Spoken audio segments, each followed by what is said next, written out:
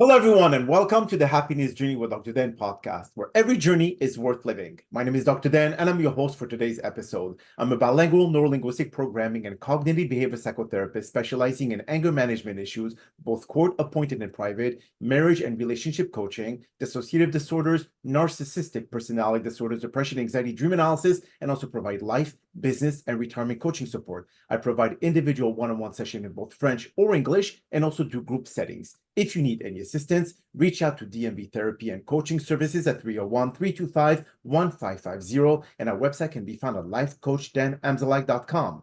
Today, I'm very excited to have for our ninth episode of season 27 a very special guest and survivor of a very toxic and narcissistic relationship, Mr. Sean Bridges. And just like every of my past episode, I will leave it up to the guests to properly introduce themselves, as no one can do a better job. Sean, the floor is yours. Thank you. I'm happy to be here. My name is Sean Bridges. I'm a writer. I had a new novel came out in November called Gunbarrel Highway. I run an audio production site. We do audiobooks called audibleparade.com, movies for your mind. We've got a new audio production that's about to drop on Audible this summer. Short films, type of things like that. I also work as a bartender at a whiskey distillery in Central Texas. I'm not from anywhere. I've moved my whole life. I was born in Germany, went to college there, settled in Texas working for IBM around 1999, and it's become my home. So I think of myself as a writer, a creative person, and I'm not really from anywhere. It's probably a good way to sum me up. Excellent. Well, first, thank you very much for being here today. So we're going to focus on what we have seen a growing trend of what we call the term narcissistic behavior. And as I mentioned earlier, you were yourself in a relationship that was very toxic, that was your spouse was narcissistic. And I know that a lot of our listeners who contact me on a regular basis asking me, Dan, I'm really in a bind right now. My spouse is narcissistic. It's very hard, depending, of course, on the spectrum of narcissism, but it's very hard for them to get out of the relationship or the marriage. Either they have a complete financial control of the relationship, emotional control, physical control, whatever it is. So if you could explain to our listeners, Sean, what did you go through when it comes to your own toxic relationship with your spouse, which was a woman? Then at that point, I'm just wondering, how did you get out of it? Honestly, it was a 4.5 year relationship. We were engaged to be married, so we were set to be married basically the year we split. In fact, weeks after the breakup, which was February 2nd, 2023, so Groundhog's Day, basically. I knew it. Well, this was the first woman I ever asked to marry me. She was the love of my life. I really thought I met my perfect person. And I could tell as we were growing together, especially after we moved in together, that it really was a relationship that was built on changing things about me that she didn't like, whether it was physical or personal or family connections or friend connections. Just kind of whittling it down into something that I didn't recognize who I was anymore. And I think coming to an end, I remember thinking at the time that I could see my future, and I particularly didn't like where I was going. And the unknown scared me less than the reality that I was in. So it seemed to be a relationship that just wasn't growing. In fact, it was going in a way I was not happy with. I never used the term narcissistic. I didn't even know what it was, honestly, when we were in a relationship. I could just feel that it was a lot different than I thought a relationship should be. Everything from physical changes to just mental wearing me down over time, to control issues, from everything from Botox, lip injections, wanting me to be a certain person, be cut family out of my life, friends out of my life. So it was just it was a slow, steady drops that just wore me down over time, and this realization that I could see a future, and it was one that I didn't want. So getting out of that, honestly, was the healthiest thing I have done. I find that going no contact was the most important way to do it. I understand people that are connected in relationships and it's difficult, whether it's kids but really blocking off any social media, she ended the relationship. She had the last word in our relationship. It was ugly. It was nasty, but I didn't see any reason to confront her on it, to continue arguing. It was a decisive end. What I saw was there was no longer us. We ceased to exist. It was just me. And how was I going to move forward? Uh, Basically, with just me. Where was I going to go in life? And I didn't want to spiral downwards. I avoided drink and drugs and alcohol. I just didn't think were, I didn't want to be in a woe is me position. I realized I was starting over from scratch, and I was building myself up again. Where was I going to go for the future? Not dwelling on the past. And I think that was an important lesson. It was not to going no contact was extremely important. And I think, and then really trying to research what happened, what was this relationship that I was in. And that's really where I started to understand covert narcissism and being in a relationship with a person who isn't really there for you. It's there to change you and make you into something you don't even recognize anymore. Wow. And when did you start seeing or noticing the subtle changes from when you first met her, thinking that she was the love of your life, to the point where you said, whoa, there's something off about her behavior or the way that she interacts with you? I mean, or was it just a drastic change? Because a lot of people who are in narcissistic relationship, they're so they find ways to be able to infiltrate into their subconscious mind without the person really noticing that they are really trying to control them. So did you see massive changes suddenly, or were they just progressive over time? It was progressive over time, and I felt like it was a constant desire for me to try to find a middle ground. But I don't think she was ever moving towards a middle ground. So it was constantly giving up ground. And until I'd become somebody I didn't even recognize anymore. And that was through whether it was also emotional connection was really minimal to none. Physical connection was minimal to none. Everything was just kind of changing into something that I didn't recognize. And I didn't recognize myself trying to find compromise in this situation that clearly wasn't a two-way street. It was everything from holidays became, just a difficult ordeal to go through. The day to day to even communication. We were everything felt like walking on eggshells, and I could just feel this deterioration happening at a rapid pace. And the more I look back on it as I've gotten distance from it, there were red flags all throughout the last year we were together. And I think it was at a culmination of all of that coming together around the holidays, with this realization that there was no point in moving forward. And it was a tough decision to make. It was a painful decision to make, and it was one we made together. And then it was this realization of starting over. But yeah, it was slow, steady drops over time that wore me down. That's probably the best way to describe it. I see. So for those who actually are, Sean, in a toxic or narcissistic relationship, would you assume or would you think that it is sometimes harder post separation of that person, because the narcissistic person will, hunt you down, and they will make your life a living hell after you separate from them versus being in that relationship? Do you agree with that, or did she I do. I think that's where no contact is probably first and foremost the most important thing you can do. You don't need to be connected to her social media. I mean, you don't need to be connected to, you're not connected to her life anymore. In fact, chances are, I think within a narcissistic relationship, they have set up your replacement long before you're even out of the picture. So I think leaving that behind actually was a cleansing feeling. And the further away I got from her orbit, the less I wanted to be in it. Mhm. It was a good way to feel. And that was severing friendships. There was no reason for me to be connected to people that were in her life. So I saw it as it was closing a door, locking it, barring it, sealing it. There was just no reason to have a connection.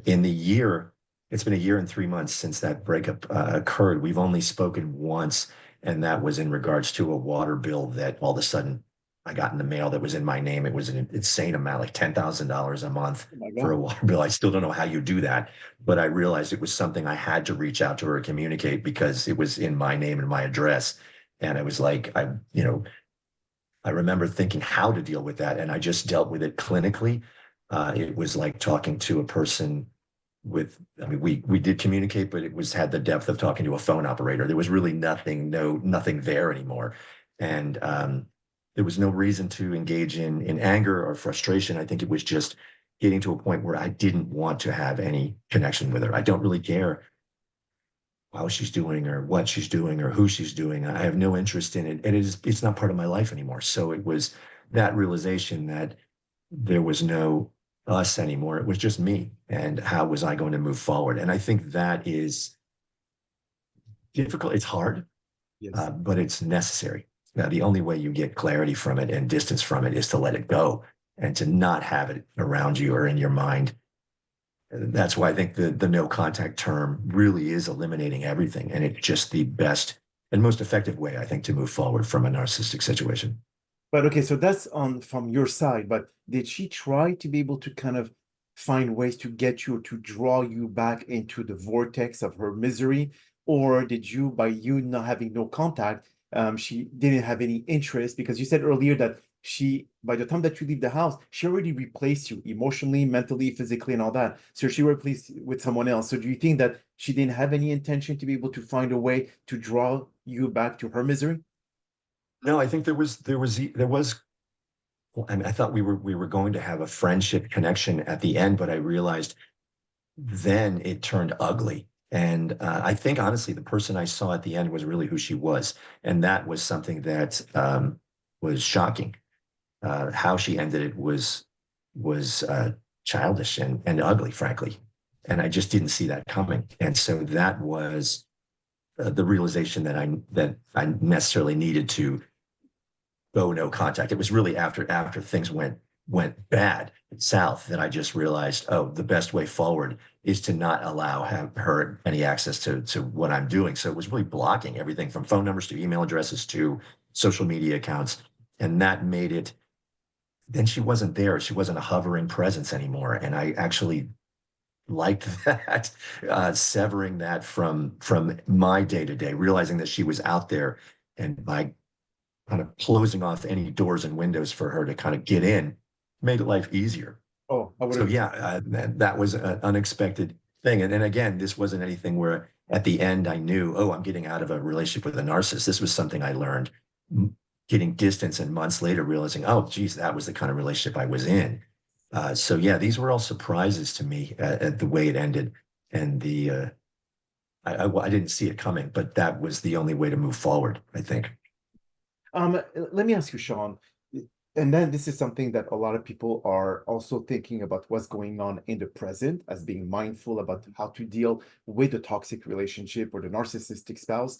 But then let's say we go into a very, very near future, which the repercussion of dealing with a narcissistic person after you have blocked all contact, and then a year down the road, did you feel that you no longer trust women, or do you no longer, when you interact with someone else, you're very nitpicky about every behaviors or every red flags that may surface, and then you're over analyzing everything?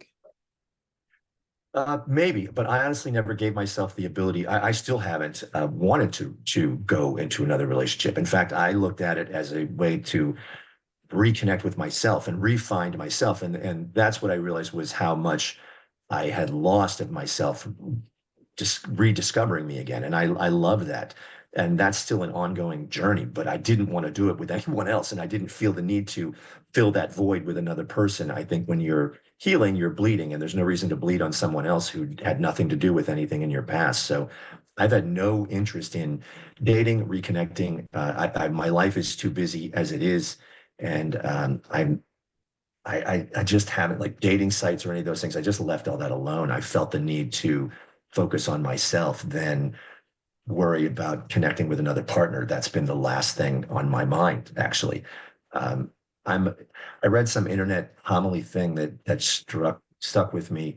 It was if you're looking if you're chasing butterflies, running around and chasing them with a net is not the way to do it. Build a garden and butterflies will come. And I took that as focusing on yourself. Then people will come into your life that you may connect with and have and grow with. But trying to make that happen is nothing that I'm interested in, or I think it's healthy. After going through something like that, I think you need to heal and get some distance and reconnect with yourself. I think that's much more important than filling that void with another person. Yeah, definitely. And then they become a rebound. So it's not fair to them as well, because then they Yeah. basically get you when you are still damaged per se, okay, and haven't had the chance to be able to heal. And that again is not to their benefit. And then eventually they're going to start saying, well, this guy has too much baggage. And then this is how Yeah, right. end up to be for most.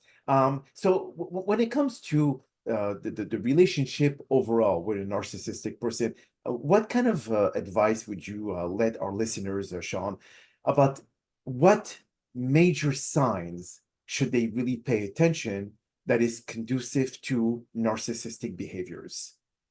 I think there's a lot of love bombing at the beginning, and there's a sense that you have met the person of your dreams. And then what tends to happen, at least I've found, is that they're really they're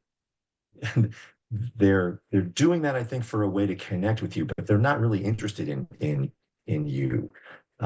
They What I found with the relationship was it was almost alien. Love, connection, emotional connection was alien to her. I would have been her fourth husband. Um, and so she, and but even then, she seemed to have this disconnect when it came to love and sex that I was surprised about. I just didn't expect that in someone who had been married three times and was 55. She was in her late 50s. So there was a lot of life that had been led that I was surprised that she was almost coming at it like an alien. It was emotion was not there. That was a red flag, apparently, that there is a lack of emotion about anything. Um, I mean, you start to realize that it isn't the relationship that you want to be in. Um, I just would be really conscious about how much you're also giving up of yourself to make that relationship work, and especially if your partner isn't doing that. That is something that I think is a red flag, or people should be aware of. Um, for me, honestly, it was just this realization that this wasn't the person that I was supposed to be with, and it was just like I said, it was a slow, steady thing that happened over time, and I think it was I don't really know what she wanted because it wasn't me, and that I thought that was what was interesting. It wasn't me physically, mentally. It wasn't. There was when you're told everything you do is wrong, it just starts to break you down, and you start to wonder, well, am I defective? Gaslighting was a big thing. I remember getting in positions where we would argue about the dumbest things, usually social media. Um, the relationship didn't mean so much as the public's perception of the relationship. I've never met someone who cared more about Facebook posts or likes or hearts on posts. We would get into the dumbest arguments about the stupidest stuff. And then if my reaction would be like, this is ridiculous, it would immediately get turned back on me to see how you're reacting. You need to be on medication. You need to see a therapist. Where I started to believe, geez, maybe I have these issues. And then I had this realization that I think if I stop having these ridiculous conversations all the time, I'll be fine. That's what I needed, is to get away from this just constant creating arguments out of whole cloth, or taking holiday functions and just blowing them up for no reason. There were things that I just kept seeing that I don't understand, but as I've gotten distance, and I kind of see it all in a big picture and realize there were so many red flags. So I think if you're in a narcissistic relationship, you will know it. You may not know it at the time, but you'll be constantly dealing with the most ridiculous, insane discussions, and it's designed to break you down over time. It's the best way I know how to describe it. Okay, so let me ask you, Sean. When you start noticing those red flags coming in on a day-to-day basis, and you felt that she was breaking you down, and you start self-doubting yourself about your value, your presence in the relationship and all, did you say to yourself one time that, okay, this I know it's mental abuse, and did you start preparing your exit, or did you just do from one day to the other, say, no, I had enough, that's basically, the end of this, and then you took off and left? Or did you prepare yourself mentally? Because a lot of people here, what I've noticed as well, Sean, is that many of them who do not have control over finances, and the spouse who is narcissistic do have control, they don't have any money saved to be able to go and get an apartment and leave the relationship. So what would you suggest to them, especially the women who are dealing with situation like that, to be able to prepare themselves in advance to make sure that they have enough resources to be able to get out of it? I was living in it. She was a very wealthy individual and very accomplished individual, and I don't take any of that away from her. She was a millionaire, and I had never been in a situation like that with a person she bought her house in cash, paid $1.4 million for it, had the ability to do that. Money, like I said, a $10,000 water bill, she paid off like it was nothing. Um, it was and I, at the end, did not have a lot of cash, but I just had the realization that um, this was going to not go any better than where it was. And I think it was as an accumulation of that year kind of came to a crashing end with the realization that we were basically getting married in 2 months, that this was just not working. I had saved up a little, and it was a judgment call on my end, where, like I said, the realization of my future scared me less than scared me more than my reality of jumping into the unknown. That was a safer bet, I felt, for me. I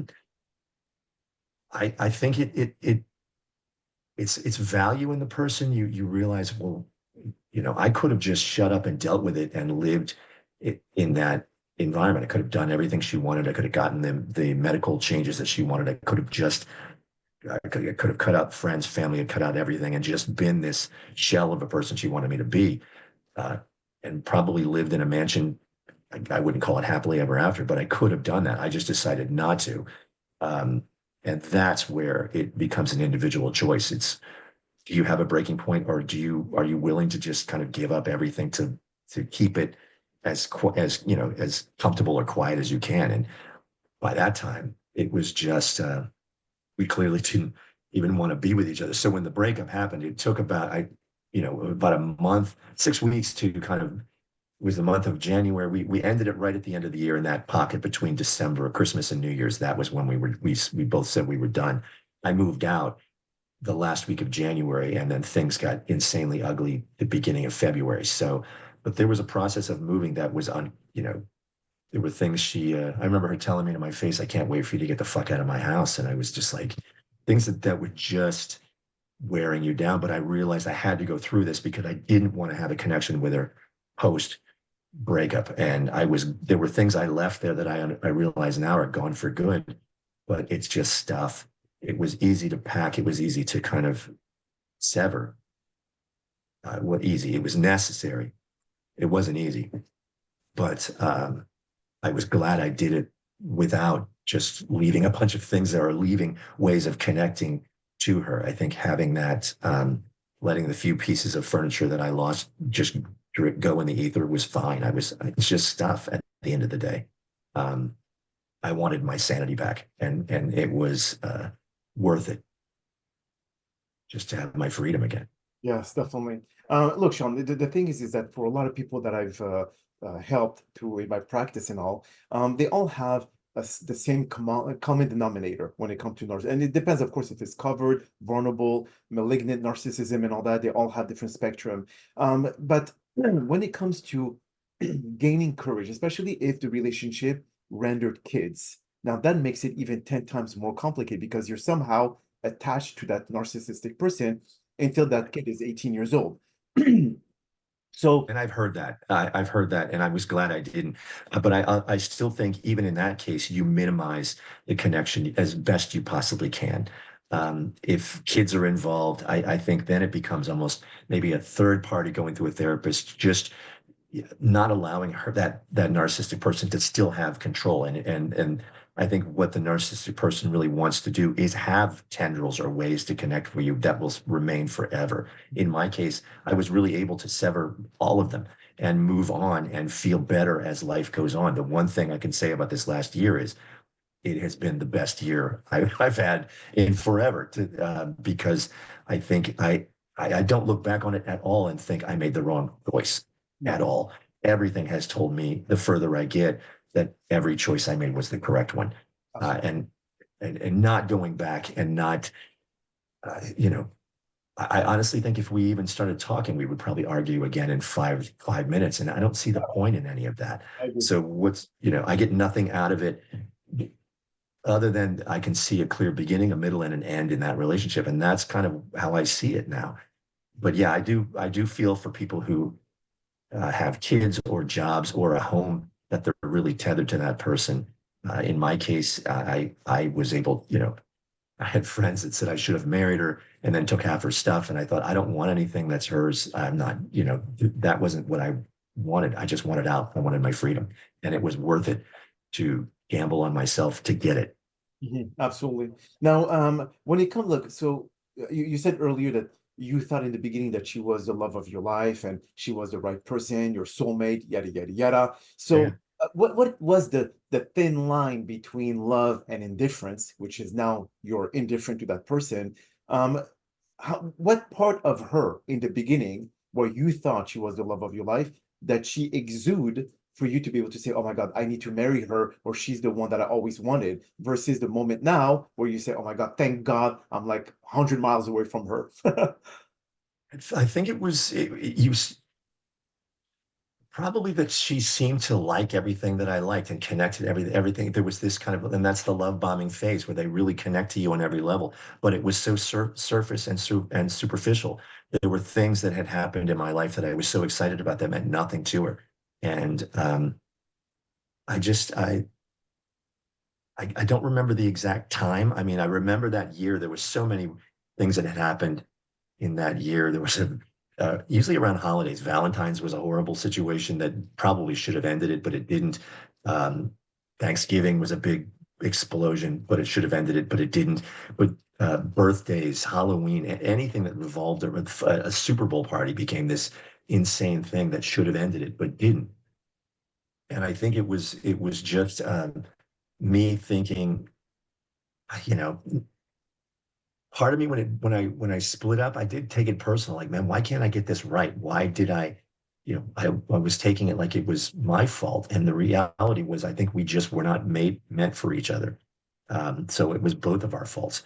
It wasn't just all her. I think it was didn't really fit well. And maybe this was me wanting it to be a relationship that, as I look back on it now, I realized there was all sorts of red flags that I probably we should have probably broke up maybe even sooner than 4.5 years.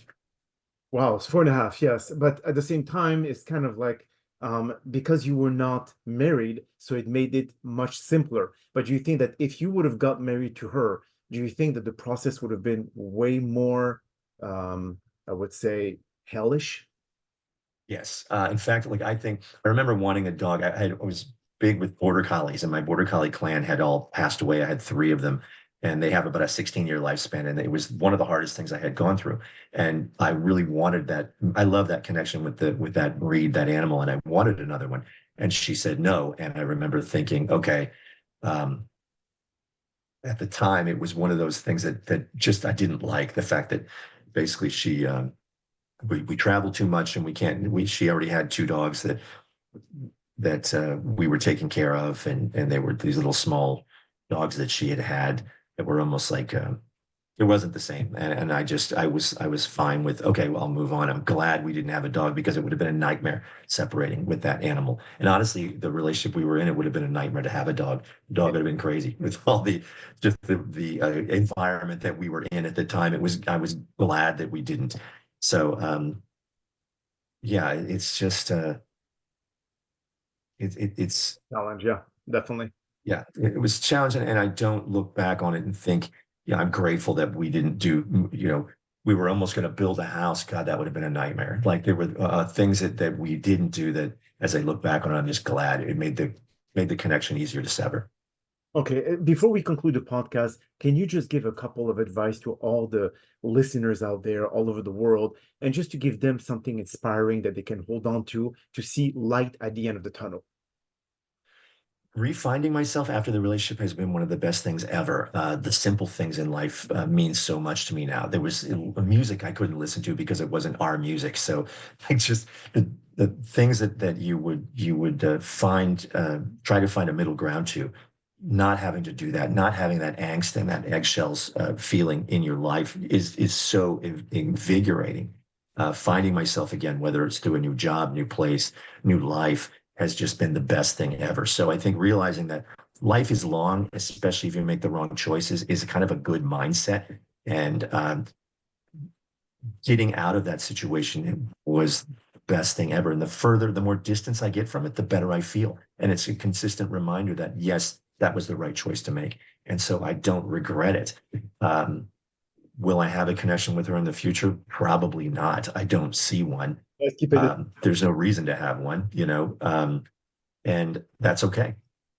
Perfect. Excellent. Well, Sean, that is all the time that we have for today's podcast. And I really appreciate you taking the time out of your busy schedule to join us. And thank you again for participating and inspiring our many listeners with your story surviving a narcissistic relationship. Now, we hope that you've all enjoyed today's episode. And I'm also very excited about the many upcoming guests that we have scheduled for season 27 of the Happiness Journey podcast, filled with inspirational stories just like the one that you listened today. Now, here are some concluding words of wisdom. To everyone finding the strength to walk away from a narcissistic relationship, know that your bravery is your greatest asset. Choosing to leave behind toxicity is not a sign of weakness, but a bold declaration of self-respect. You are not defined by the pain they caused. You are resilient, wiser, and deserving of peace. Healing takes time, but happiness will find its way back to you.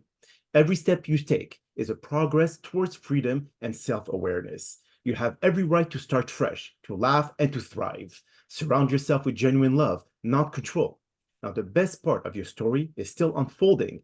Keep moving forward. My name is Dr. Dan Amzallag, and you may all keep pursuing your amazing journey in life.